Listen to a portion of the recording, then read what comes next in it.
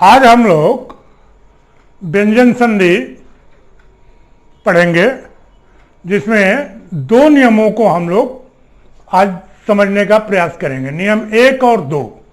क्योंकि अगर बहुत ज़्यादा करते हैं तो वीडियो बहुत बड़ी हो जाएगी, जो कि उबाऊ हो जाएगी। ठीक है ना। इससे पहले 2 भाग इसका जा चुका है, तीसरा भाग है संधि का। तो आइए शुरू करते हैं। व्यंजन संधि का परिभाषा पहले हो चुका है, फिर भी सुन लें। जब व्यंजन वर्ण का व्यंजन या स्वर से मेल होता है और उससे जो परिवर्तन होता है या विकार उत्पन्न होता है या दोष उत्पन्न होता है, जो भी उसे संज्ञा दे, तो वहां पर व्यंजन संधि होती है। आइए, नियम 1 क्या कहता है। यदि वर्ग के प्रथम वर्ण के बाद किसी भी वर्ग का तृतीय या चतुर्थ वर्ण या अंतस्थ वर्ण अर्थात समझ रहे हैं, य, र, ल, व या कोई स्वर वर्ण आता है, तो पहला जो वर्ण है, प्रथम वर्ण जो है, वो अपने ही वर्ग का तृतीय वर्ण में परिवर्तित हो जाता है या तृतीय वर्ण हो जाता है। अब वर्ग का प्रथम वर्ण, वर्ग समझ रहे हैं, वर्ग स्पर्श वर्णों में होता है। उसमें 5 वर्ग है, क वर्ग, च वर्ग, त वर्ग, त वर्ग, प वर्ग, है ना। तो उसका प्रथम वर्ण मतलब क, च, ट, त, प, 5 वर्ग का पहला वर्ण। और इसके बाद कह रहा कि पहला वर्ण, तो शर्त क्या है, पहला वर्ण इन 5 में से कोई एक होगा और बाद वाला जो वर्ण होगा, बाद वाला खंड का जो वर्ण होगा, वो अपने वर्ग का मतलब स्पर्श वर्ण से ही और इन्हीं वर्गों में से क वर्ग, च वर्ग, ट वर्ग, त वर्ग, प वर्ग में से ही अपने वर्ग का तीसरा या चौथा, तृतीय या चतुर्थ या तो अंतस्थ वर्ण होगा, अंतस्थ वर्ण अर्थात य, र, ल, व, ठीक है, या कोई स्वर। स्वर कितने हैं? स्वर 11 हैं हिंदी में। तो उन स्वर वर्णों में से कोई एक, अर्थात तृतीय और चतुर्थ 5, 5, 10 हो गए 5 वर्ग से, और ये य, र, ल, व अंतस्थ वर्ण 10, 4, 14 और 11, 25 पहले 5 वर्ण, वर्ग के 5 वर्ग के पहला वर्ण, तो 5 हो गए। इनमें से कोई भी एक हो और बाद वाला इन 25 में से कोई एक हो, तो क्या होता है कि जो पहला वाला वर्ण है वो अपने ही वर्ग का तीसरे वर्ण में परिवर्तित हो जाता है। मतलब क की जगह ग हो जाएगा, च की जगह ज हो जाएगा, ट की जगह ड हो जाएगा और त का द हो जाएगा और प का ब हो जाएगा। क्लियर? आइए अब हम लोग इसको एग्जाम्पल के द्वारा समझते हैं, है ना। हम पहला दिए हैं क वर्ग से क का ग, एग्जाम्पल है वाक्जाल। अब जैसा कि आपको पहले भी बता चुके हैं कि वर्तनी लिख लेने से बहुत ही सुविधा हो जाता है, आसानी हो जाती है काम को करने में, समझने में तुरंत जो है क्लियर हो जाता है, समझ में आ जाता है। तो इसका वर्तनी लिख लिए, वाक्जाल का व, आ स्वर, ग में कोई स्वर नहीं है, जो में आ स्वर है और ल में अ। अब विकार कहां हो रहा है, अब यहां पर देखिए ध्यान से आप, तो ये अपने वर्ग का जो है तीसरा वर्ण है, च वर्ग का, च, छ, ज, और उससे पहले वाला जो ये वर्ण है, पहचानना बहुत आसान है। आसान क्या है कि अगर ये पहला वाला जो वर्ण अपने वर्ग का तीसरा समझ में आ रहा है और बाद वाला अपने वर्ग का तीसरा या चौथा हो या अंतस्थ हो या रलवा हो या कोई स्वर हो, तो ये ध्यान दीजिएगा, कोई स्वर, कोई अंतस्थ या अपने वर्ग का तीसरा या चौथा बाद वाला, तो ये अपने वर्ग का तीसरा है और ये भी अपने वर्ग का तीसरा है ना। तो यहीं पर विकार हुआ है। तो ये क्या है, यहां देखिए दिखाए हैं हम, ये ग जो है ये क्यों चेंज हुआ है, क्योंकि ये तीसरा है अपने वर्ग का। तो क धन जो है, ये क और जो है, तो ये अगर इसको ये आ स्वर के बाद क को जोड़ देते हैं और आ स्वर से पहले दूसरे खंड में ये जौ। अब और क्लियर हो जाएगा आपको जब यहां पर नीचे आएंगे हम लोग। तो ये यही जो है चेंज हुआ है। ये चूंकि अपना वर्ग का पहला है और ये अपने वर्ग का तीसरा है, तो मतलब ही साफ है कि ये भी अपने वर्ग के तीसरा में चेंज होगा। तो ये यहां पर हमने दिखाया है कि ये गौ हो गया कवर्ग से तीसरा वर्ण गौ, और ये जो अपने वर्ग का जो तीसरा है वो तो रहेगा ही, है ना। तो अब आइए इसको लिखते हैं फिर। अब ये वा और ये इसके बाद इस को आप जोड़ दिए वाक, और जो है ये जो को आ से पहले आप ले जाएं लगाएं, और जा आ जो है स्वर है तो जा लो और स्वर इसको पूरा कर दिया। वाक धन जाल, वाग जाल। क्लियर। चौ का जो कैसे होता है इस एग्जाम्पल को हम लोग देखते हैं। हमने एग्जाम्पल लिया अजंत। अब इसकी वर्तनी को हम लोग लिख लेते हैं। औ जो में स्वर है तो अ हो गया, और नौ में स्वर नहीं है तो, और तो के साथ स्वर है तो ये वर्तनी। क्लियर। अब देखिए कह रहा है कि अगर पहला वर्ण ये समझने का तरीका है। पहला वर्ण ध्यान दीजिए, ये अपने वर्ग का तीसरा है और उसके ठीक बाद जो है क्या है स्वर है। तो इसका मतलब नियम के अनुसार ये अपने वर्ग का पहला वर्ण है, तो ये चौ और ओ है। ठीक है। तो ये दोनों मिलकर के, और जब आप अपने वर्ग के पहले वर्ण के बाद अगर स्वर आता है तो वो उसी अपने ही वर्ग का तीसरा वर्ण बनता है। ठीक है ना। तो पहले वाला पूर्व वाला वर्ण, तो ये चौ और ओ मिला देंगे तो उस हिसाब से ये जौ हो गया। अब इसको पूरा लिखते हैं तो और क्लियर हो जाएगा। ओ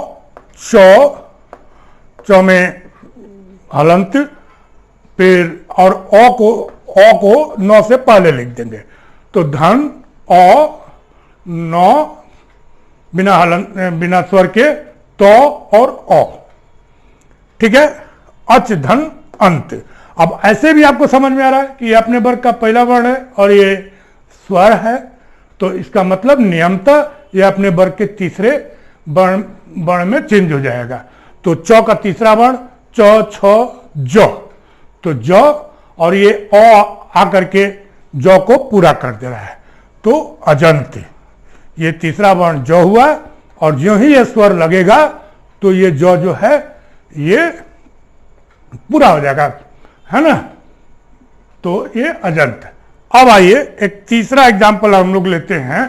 टो का डो कैसे होता है। टो का डो, है ना। हमने एग्जाम्पल लिया है षड दर्शन। इसका वर्तनी लिख लें। सौ ओ डो में कोई स्वर नहीं है तो डो हलंत, दो के साथ अ स्वर है।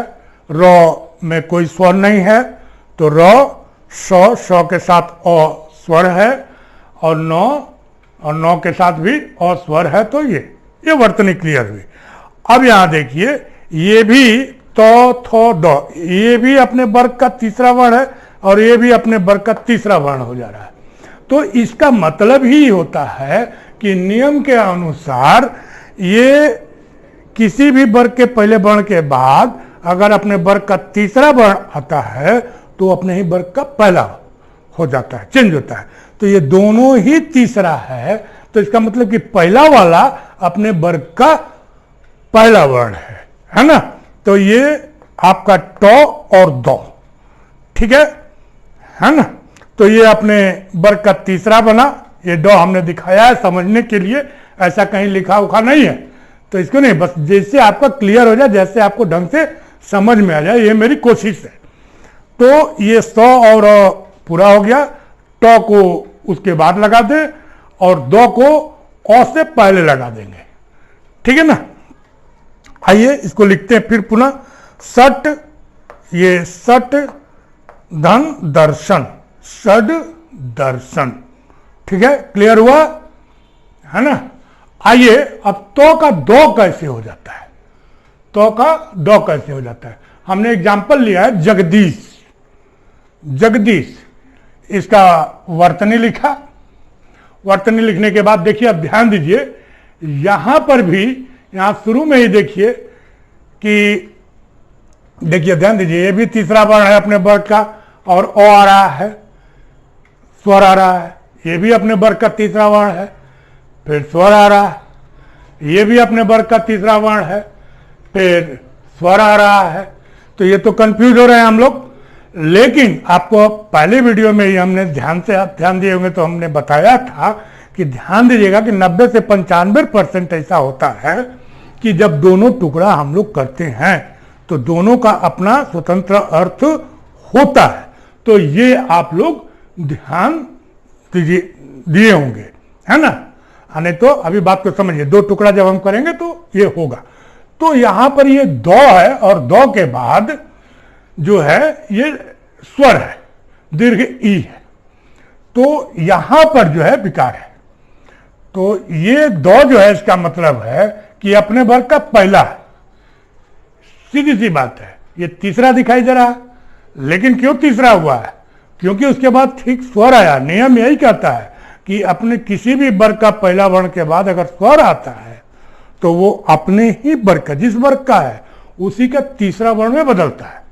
तो इसका मतलब ये कि ये दो जो है अपने वर्ग का तीसरा है, इसके बाद ये स्वर है, तो ये तो है, ठीक है ना। तो अपने तीसरे वर्ण में बदला तो क्या हुआ? दो हो गया, दो हो जाएगा। और ये जब इस पर स्वर लगेगा तो ये दी हो जाएगा, है ना, दो हो जाएगा। और जब स्वर लगेगा तो व्यंजन का तो अपना उच्चारण है नहीं, तो स्वर जब दीर्घ ई है तो वही उच्चारित करेगा ना व्यंजन को, तो दी हो जाएगा।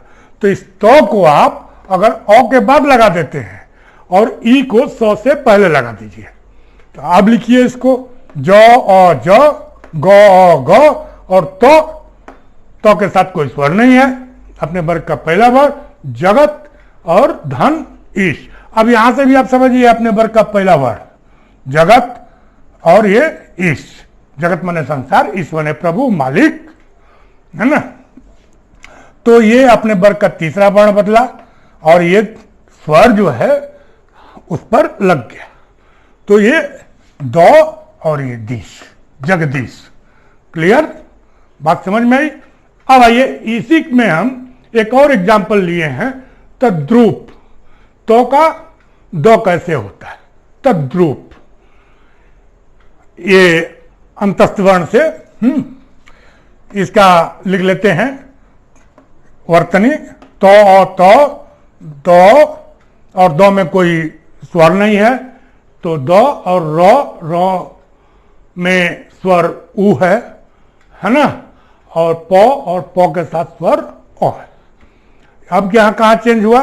ये देखिए आप, नियम क्या कहता है कि किसी भी वर्ण के पहले वर्ण के बाद अगर अंतस्थ वर्ण आता है, यहां देखिए लिखे हम, अंतस्थ वर्ण आता है, अंतस्थ वर्ण माने योरो लो वो, तो अपना वो पहला वाला वर्ण जो है अपने वर्ग का तीसरा वर्ण बन जाता है।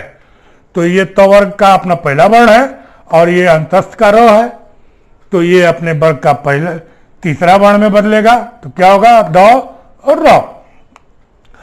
अब जो है, अब ओ के बाद तो को जोड़ दे, तो ये हो गया तो और ओ मिल के पूरा हुआ, है ना। तो और ये बिना स्वर के तो लग गया, तत्। और ये रो को जो है हम ऊ से पहले, क्योंकि ऐसे भी आपको बताए थे उस दिन हम पीछे वीडियो में कि स्वर के साथ व्यंजन नहीं लगता है, क्योंकि स्वर को आवश्यकता नहीं है व्यंजन की उच्चारण के लिए, लेकिन व्यंजन के साथ स्वर लगता है, ठीक है ना। स्वर हमेशा स्वतंत्र प्रयोग में आता है, व्यंजन अकेले स्वतंत्र प्रयोग में कहाँ आ पाता है, उसको बाद वाले से सहारा लेना पड़ता है, बाद वाले वर्ण से। खैर आइए उधर नहीं जाएं हम लोग। तो ये रो पहले और रो में दीर्घ ऊ है, तो रू और प। अब यहां पर क्लियर हो गया आपको कि ये अपने वर्ग का पहला वर्ण तो और ये अंतस्थ वर्ण रो, तो ये अपने वर्ग का तीसरा वर्ण में बदल गया, तो क्या हो गया? दो हो गया। ये जो यहां भी लिखा है, यहां देखिए, ये लिखने का तरीका है ना। जब भी कोई र लगता है किसी वर्ण के ऊपर, तो र पूरा होता है और जिस वर्ण पर लगता है वो आधा होता है, वो पहले होता है, तद्रुप। ठीक है, अब आइए प का ब एक एग्जाम्पल देख लेते हैं, है ना। प का ब कैसे होता है, हमने एग्जाम्पल लिया है अब्ज। देखिए अब्ज, अ स्वर है, ब के साथ कोई स्वर नहीं है, ज और ये अ, ज के साथ स्वर है। ठीक है, तो ये क्या हुआ, ये इसका मतलब ये दोनों तीसरा वर्ण हो गया अपना, च छ ज, च छ ये चौथा वर्ण हो गया, ज चौथा वर्ण, च छ ज तीसरा वर्ण हुआ, ये तीसरा वर्ण हो गया, और ये अपने वर्ग का तीसरा वर्ण प फ ब। तो मतलब ही है साफ, ध्यान दीजिएगा, जब दो ये भी ठीक है कि जब दो अपने वर्ग के तीसरे वर्ण दो मिल जाते हैं, है ना, तो इसका मतलब यह कि पहला वर्ण जो है अपने वर्ग का पहला। एक ट्रिक इसको कह सकते हैं समझने के लिए, ताकि आप जान जाएंगे कि ये व्यंजन संधि का पहला नियम के अनुसार ये शब्द है। तो ब और ज, तो इसका मतलब कि ये अपने वर्ग का पहला वर्ण है प, और ज ये अपने वर्ग का तीसरा वर्ण। तो ये अ के साथ प को जोड़ दिए अप, और ज के साथ अ से पहले ज को लेकर के ये कर दिए, है ना। तो अ और प, अप और ज के साथ जब ये स्वर जुड़ा तो ये ज को पूरा कर दिया, तो पूरा ज, अप धन ज। यहाँ पर हम हलंत लगा दिए हैं, ये है, ये इसमें ज के साथ हो जा रहा है ना, ज का उच्चारण कर रहा है अब्ज। ठीक है, तो ये हम लोग पहला रूल को समझे। अब आइए हम लोग व्यंजन संधि के हम लोग दूसरे नियम को समझने का प्रयास करते हैं। दूसरा नियम कहता है कि यदि वर्ग के प्रथम वर्ण के बाद किसी वर्ग का पंचम अर्थात अनुनासिक, क्योंकि हर वर्ग का पांचवा वर्ण अनुनासिक है, आप जानते हैं, वर्ण आए तो प्रथम वर्ण अपने ही वर्ग का पंचम वर्ण बन जाता है। ध्यान दीजिएगा, प्रथम वर्ण पहला वाला वर्ण अपने ही वर्ग का पांचवा वर्ण में बदल जाता है, बन जाता है। अर्थात क्या हो जाएगा, क का अंग, च का य, ट का अण, त का न और प का म हो जाएगा। ठीक है, आइए इसके उदाहरण को हम लोग देखते हैं क्रम से कम एक एक उदाहरण देखते हैं। क का अंग कैसे होता है, हमने उदाहरण लिया है वांग्मय। व इसका वर्तनी हम लोग लिख ले क्योंकि इससे आसानी हो जाता है। व और आस्वर, अंग कोई स्वर नहीं, म और उसके साथ अस्वर, य और अस्वर, ये भी वर्तनी। इसको पहचानना बहुत आसान है, ट्रिक से आप तुरंत पहचान जाएंगे। ज्यों देखिएगा, ज्यों वर्तनी लिखिएगा तो बीच में जहां कहीं भी दो अनुनासिक वर्ण एक के बाद तुरंत माने साथ आए हो तो इसका मतलब ही हो जाता है कि वो इस नियम के अनुसार होगा। उसमें पहला वर्ण, पहला जो अनुनासिक वर्ण है वो अपने वर्ग का है, अब जिस वर्ग का रहे वो, है ना, कवर्ग, चवर्ग, टवर्ग, तवर्ग, पवर्ग, यही 5 वर्ग है। अब अपने वर्ग का, अपने ही वर्ग का वो पहला वर्ण होगा। ध्यान दीजिएगा, पर ट्रिक है ये पहचानने का कि ज्यों ही आप देखिएगा कि दो अनुनासिक वर्ण है ना एक साथ आए हैं तो पहला वर्ण अपने वर्ग का पंचम वर्ण अर्थात अपने ही वर्ग का अनुनासिक वर्ण में बदल जाता है। तो यहां पर देखिए अंग और म ये दोनों ही अपने वर्ग के 5वें वर्ण हैं। ठीक है ना, तो इसका मतलब क्या हुआ कि ये अंग जो है ये अपने वर्ग का पहला वर्ण है। तो ये क यहां पर विकार है, क और म। आइए इसको लिखते हैं और क्लियर हो जाएगा। व आ स्वर वा और ये क जाकर के आके बाद जुड़ गया तो वाक। वाक धन मौ औ से पहले जुड़ा, मौ औ इसको पूरा किया स्वर लग करके, म य और औ मैं। अब यहां देखिए आप, ये अपने वर्ग का पहला वर्ण है और ये अपने वर्ग का क्या है, अनुनासिक है, पांचवा वर्ण है। तो नियमतः ये जो वर्ण है अपने वर्ग का अनुनासिक अर्थात पांचवा वर्ण में बदला, तो क्या हो जाएगा, वांग्मय। वांग्मय क्लियर। आइए दूसरा देखते हैं, चौका यों। हमने एग्जाम्पल लिया है ऐनास, ओ इसको वर्तनी लिख लें, एकदम आसान हो जाता है, वर्तनी जरूर लिखने का प्रैक्टिस करें। ओ यों नौ और आ स्वर है, सौ और औ। अब यहां पर देखिए ये दोनों जो है अपने वर्ग के पांचवें वर्ण है अर्थात अनुनासिक है। तो इसका मतलब कि पहला वाला वर्ण जो है अपने वर्ग का जो है ना पहला वर्ण है, पहला वाला जो अनुनासिक वर्ण है वो अपने वर्ग का पहला वर्ण है। तो यों किस वर्ग का अनुनासिक है, चवर्ग का। चवर्ग का पहला वर्ण च और ये नौ, तो ये औ के बाद चौ को जोड़ दीजिए, है ना, अच अ और चौ को जोड़ दीजिए, तो ये हो गया अच, और नौ को जो है आ से पहले, तो नौ को जोड़िए, तो नौ और आ स्वर नौ पर लग जाएगा, तो ना और सौ और नास, अच धन नास, क्या हुआ, ऐनास। अब यहां से क्लियर हुआ, ये चौ अपने वर्ग का पहला वर्ण और ये नौ अपने वर्ग का पांचवा वर्ण। तो इसका मतलब होगा कि ये नियम के अनुसार अपने वर्ग के पांचवा में बदलेगा, तो ये हो गया यों ऐनास। ठीक है, क्लियर। अब आइए टॉ का अणो देखते हैं। हमने एग्जाम्पल लिया है षण्मास, इसका वर्तनी लिख लें, सौ औ अणो में कोई स्वर नहीं, मौ में आ स्वर और सौ के साथ अस्वर है, तो ये वर्तनी क्लियर हो गया। अब ये देखिए ये दो पांचवा वर्ण है अपने अपने वर्ग का, है ना, तो इसमें पहला वर्ण, इसका मतलब कि अपने वर्ग का पहला वर्ण है, पहला जो अनुनासिक है ये अपने वर्ग का पहला वर्ण है। तो ये किस वर्ग का है, ये टवर्ग का है पांचवा वर्ण, तो टवर्ग का पहला वर्ण टॉ, टॉ और ये मौ तो है ही, ठीक है ना। तो सौ और सौ पूरा हो गया। अब इसको टॉ को इसके बाद जोड़ देते हैं, तो ये हो गया सट, और आ से पहले मौ को जोड़ दिए, मौ को जोड़ दिए और आ जो है इस पर लग गया, तो ये हो गया मां, मां श, सट धन मास षण्मास।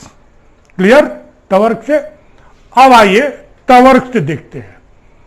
तवर्ग में हमने एग्जाम्पल लिया है सन्मार्ग, इसकी वर्तनी को लिख लें, सौ औ नौ के साथ कोई स्वर नहीं है, तो नौ, मौ के साथ आ स्वर है, फिर रो के साथ कोई स्वर नहीं है, रो, गौ और गौ के साथ स्वर है, तो औ। अब ये दोनों जो है अपने वर्ग के पांचवा वर्ण हैं, तो ये अपने वर्ग के पांचवा वर्ण जब है तो इसका मतलब क्या हुआ कि पहला वाला जो पांचवा वर्ण है वो अपने वर्ग का पहला वर्ण है। तो ये नौ जो है तवर्ग का है, तो तवर्ग का पहला वर्ण तो और ये मौ।